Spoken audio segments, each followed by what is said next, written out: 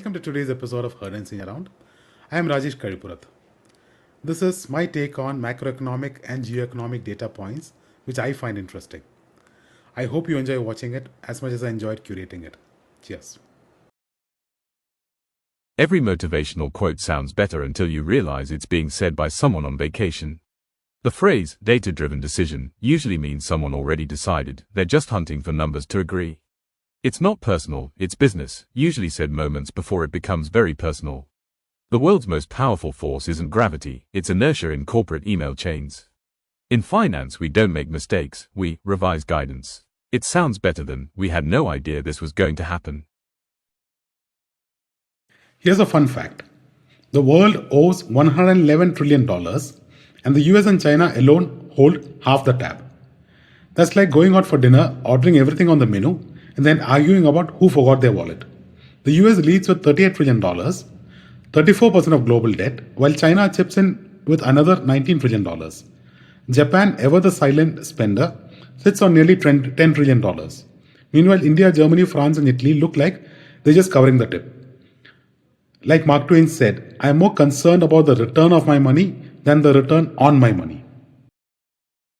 The AI party just got a little human. Last week, US companies riding the AI boom lost nearly $1 trillion in market value, proof that even artificial intelligence cannot outsmart real-world sell-offs. Nvidia alone saw hundreds of billions wiped out, followed by Microsoft, Broadcom, and Oracle. Basically, the entire AI honor roll just flunked valuation class. Meta, Alphabet, and Amazon didn't escape either, as apparently the bots forgot to hedge. If you zoom out, way out, the world's economic map starts to look very different. Back in 1980, China and India barely registered on the global GDP chart, together making up just 5% of the world economy. Fast forward to 2025, and they're nearly a third of it. China's high growth phase began 20 years earlier, but India is catching up fast. Meanwhile, the US, though still massive, is watching its share gradually shrink, not because it's slowing, but because the others finally showed up to the race. This isn't optimism, it's possibilism. The quiet conviction that the future can be built and not just predicted. Here's a story that doesn't make headlines, because good news never trends. India has spent nearly $12 trillion building its physical foundation, roads, ports, power and cities, over 75 years since independence. Now it's on track to spend another $12 trillion in just this decade. That's not just catching up, that's compounding on steroids. From 1947 to 2020, it was slow and steady. From 2020 onwards, it's an infrastructure sprint. Highways are growing faster than headlines, and industrial parks are rising quicker than policy debates. UPI just did it again. A record 20.7 billion transactions in October, worth a cool 27.3 trillion rupees.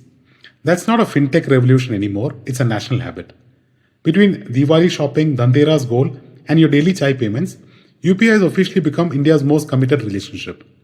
Year-on-year transactions jumped 25%, even as overall growth slowed to a 43-month low, proving that even when the economy catches its breath, UPI just keeps tapping away.